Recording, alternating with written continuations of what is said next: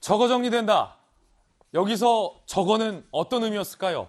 원희룡 후보는 저거는 윤석열이다. 이준석 대표는 갈등 상황이다. 어제 오후 6시가 지나도록 원 지사가 공개하라는 이 대표의 녹음 파일을 이 대표는 공개하지 않았습니다. 그 이후의 이야기들 그리고 당 안팎의 분위기들 오늘 정리해드리겠습니다. 먼저 원희룡 후보의 어제 긴급 기자회견 내용부터 다시 한번 들어보겠습니다. 제 기억과 양심을 걸고 분명히 다시 말씀드립니다. 곧 정리한다는 이준석 대표의 발언 대상은 윤석열 후보입니다. 이 문제를 해결하는 방법은 복잡하지 않습니다. 이 대표가 갖고 있는 녹음 파일 공개하십시오. 그것도 전체를 공개하십시오. 곧 정리된다는 정리 대상이 다른 사람인지 윤석열 후보인지, 그 정리되는 대상이 갈등 상황인지 윤석열 후보인지 누구나 확실하게 판단할 수 있으리라 믿습니다. 이준석 대표가 앞서서 녹취록의 일부를 풀어서 공개를 했는데 이 논란으로 이 대표는 자동 녹음 기능을 활용하고 있다. 그리고 정치 사안에 따라서 그 녹음을 녹취록으로 풀어서 공개하고 말고를 결정한다라는 게 추가적으로 논란이 되기도 한 상황입니다. 일단 이재명 기자, 원희룡 후보가 어제 저녁 6시 시안을 꽉 못 박았잖아요. 이 대표 공개했습니까? 안 했습니까?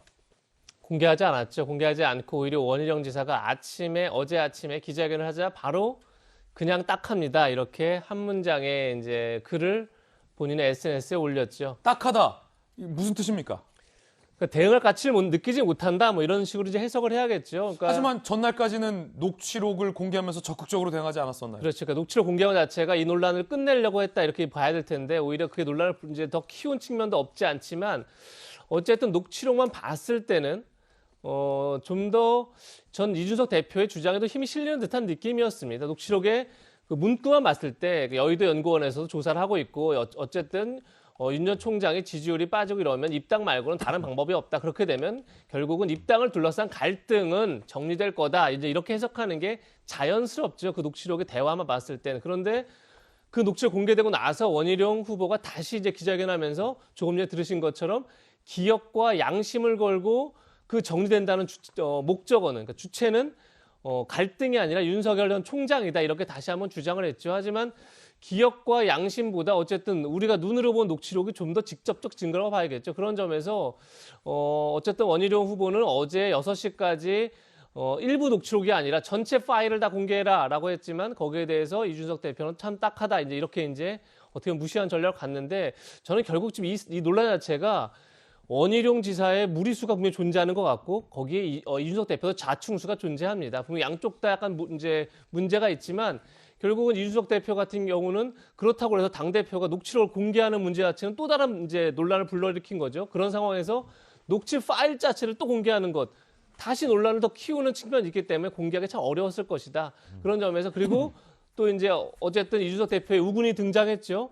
원희룡 전 지사, 원희룡 후보를 두고 너무 무리하게 지금 당내 분란을 극대화하고 있다. 이런 주장이 커지면서 오히려 이 정도에서 마무리할 수 있다라고 이준석 대표는 판단하는 게 아닌가 저는 그렇게 보입니다. 자, 그러자 이 대표가 녹음 파일 공개를 안 하자 원희룡 후보는 잘못을 사실상 인정한 것이다라는 글을 올렸습니다. 함께 보시죠. 이준석 대표는 딱합니다라는 말만 했고 녹취 파일 공개하지 않았고요. 원 지사는 녹음 파일 공개 안 한 이 대표, 자신의 잘못을 사실상 인정한 것, 다시는 이런 잘못 되풀이하지 않는 계기를 삼기를 이라고 SNS에 올리기도 했습니다. 이준석 대표는 왜 녹취록은 공개하면서 녹취 파일 공개는 안 했던 걸까요? 이 대표의 이야기 들어보시죠. 네, 죄송합니다. 제가 지금 상황에서는 응할 생각이 전혀 없습니다. 네.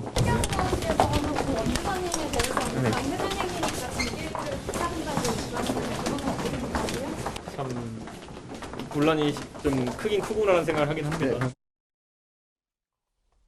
자, 그런데 원희룡 지사는 이준석 대표가 저거 곧 정리된다라는 발언뿐만 아니라 토론회 2번이면 윤석열 낙마한다라는 발언을 했다고 추가로 주장하고 나섰습니다. 한 일간지 기자에게 토론회 2번이면 윤석열을 낙마시킬 수 있다. 그러자 이 대표는 사실무근이다라고 해명을 했는데요. 원희룡 지사는 해당 발언 정체불명이 아닌 사실이다. 어느 신문 어느 기자와 어떤 경과가 있었는지 직접 전해 들어서 정확히 알고 있다라고 소위 추가 폭로를 했습니다. 전재수 의원님, 예. 윤석열이 되면 지구를 떠나겠다. 그게 1탄, 2탄, 저거 곧 정리된다. 3탄, 토론회 2번이면 윤석열 낙마한다. 물론 첫 번째 지구를 떠나겠다는 건 본인이 직접 한 말이니까 이건 사실 여부가 명확하고, 두 번째는 진실 공방이 일고 있고, 세 번째 토론회 2번이면 윤석열 낙마할 수 있다. 이것도 지금 진실 공방 국면이에요. 그러니까 이거는 근본적으로 좀 봐야 됩니다. 예. 그러니까 지금 이제 언론에 공개된 것만 이제 지구를 떠나겠다. 그다음에 저 토론회 2번이면은 윤석열 낙마시킬 수 있다. 그다음에 그 원희룡 지사하고 통화 내용까지 나왔는데, 제가 보기에는 기본적으로 이준석 당 대표 입장에서는 37세 야당 당 대표 아닙니까? 그 여의도 정치권에서 10년 동안 계속해서 성장해온 사람입니다. 그러다 보니까 이준석 대표가 가지고 있는 실력도 있고 내공도 있고 말하자면 이 철학도 있는 사람이에요.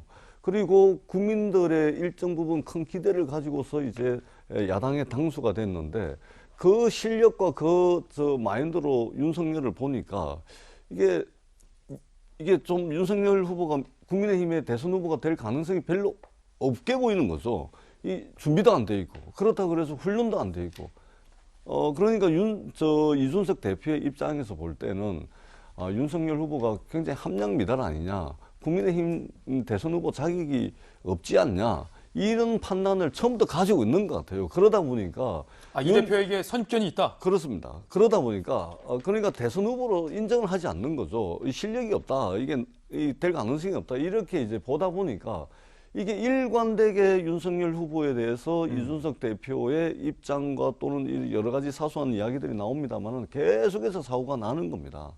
그런 측면이 있고, 그 다음에 이번에 이제 이런 일들의 가장 큰 성자는 원희룡 지사입니다. 예. 지금 당 행사에 참석하지 말라 보이콧, 그것도 전화 통화거든요. 그거 이제 진실 공방 벌렸고, 이번에 또 이거 진실 공방 벌리면서 사실은 이제 원희룡 지사가 이제 여러 13명의 후보 중에 그냥 n분의 1이었는데 가장 최근에 이제 주목받는 후보로 막 떠오르는 거 아닙니까? 예. 이준석 대표는 패배한 것이고, 원희룡 지사는 유일한 이번 국면의 유일한 승자다. 저는 이렇게 보고 있습니다. 자, 전재수 의원님의 개인적 견해 들어봤습니다. 김광삼 변호사님, 여러 가지 지금 논란들이 제기되고 있어요. 원희룡 후보가 승자다. 전재수 의원님께서는 이렇게 평가를 해주셨지만, 당 안팎에서 꼭 원희룡 후보가 그렇게 했어야만 했느냐라는 성토의 목소리도 있는 것 같고, 사실 그거보다 더 근본적인 당대표가 모든 설화와 분란의 중심에 서는 것이 과연 적당하냐라는 논란도 현재 일고 있거든요. 이번 윤석열 후보를 향한 이 대표의 이른바 선입견 논란. 김광삼 변호사님은 검사를 하셨잖아요.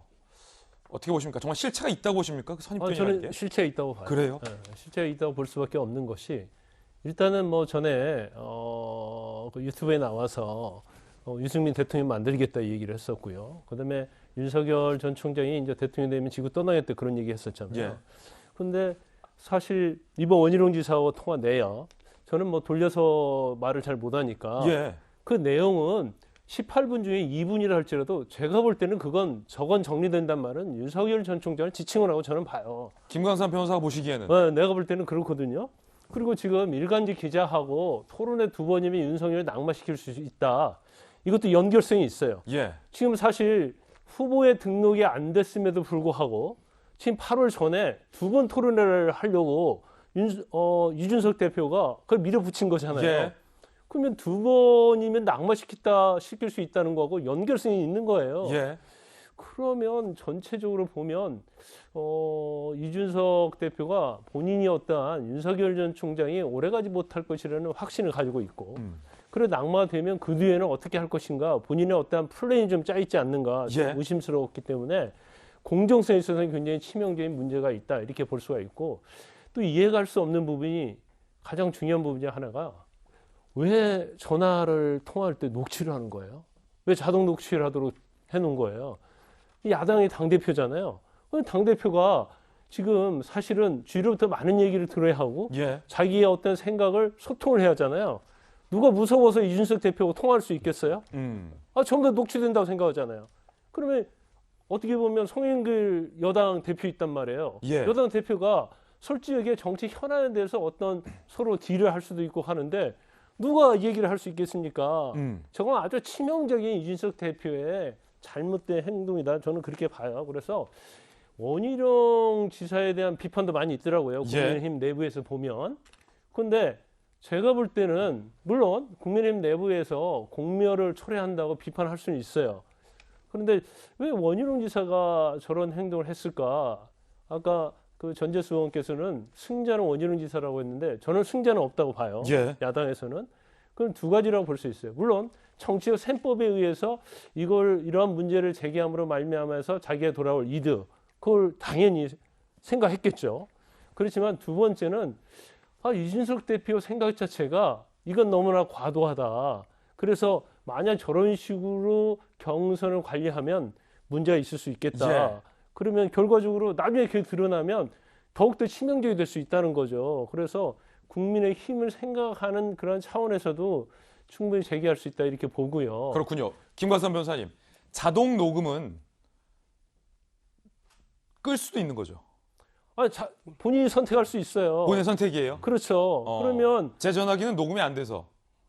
저도 안 돼요. 그리고 녹음하는 이유는 상대방을 신뢰하지 못한 경우.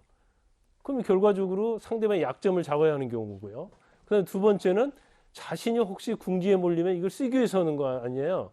사실 녹취 파일 자체는 정당하진 못해요. 더군다나 정치라는 그러한 정글 속에서 이걸 계속적으로 녹취로 해서 이걸 자신을 위해서 쓰겠다는 것 자체는 발상부터 저는 잘못됐다고 봐요. 알겠습니다. 그래서 원칙론적으로 얘기하면 이 정도 사태가 되면 제가 너무 세게 얘기할지 모르겠지만 이준석 대표가 경선에서 완전 손을 떼든지 아니면 저는 사퇴를 해야 한다고 봅니다. 그래야지 대권 후보들 입장에서는 공정한 경선에 대해서 신뢰를 할 수 있다고 봐요. 자, 김광선 변호사님의 개인적 견해라는 말씀 드리겠고요. 이 대표는 건건이 선택해서 녹음하는 게 아니라 자동 녹음 기능이 켜져 있다라고 해명을 하고 있고, 하지만 제가 방금 궁금했던 건 그 자동 녹음 기능은 사용자가 켜고 켜고를 끄고를 선택할 수 있다라는 김광선 변호사님의 답변까지 들어봤습니다. 패널들의 개인적 견해 언제까지나 전해드리고 있고요. 판단은 여러분들이 해주셔야 합니다. 자, 그러다 보니까 어제 국민의힘의 의원총회에서도 큰 목소리가 났다고 합니다. 이 대표를 두고 말이죠. 그래서 이준석 당대표가 이렇게 취임을 하고 난 이후에 우리 지지도도 좀 올라가고 그 외연 확장에 확실히 득이 됐다는 것은 여러분들도 다 아시는 거 아니겠습니까? 왜 이렇게 지도부를 흔드는 것인지 좀 제발 좀 자중해 주십사 하는 그런 부탁의 말씀을 드립니다. 우리 당내 권력 투쟁에 제발 좀 몰두하지 말았으면. 우리가 원하는 거예요. 당 대표가 곤란이지.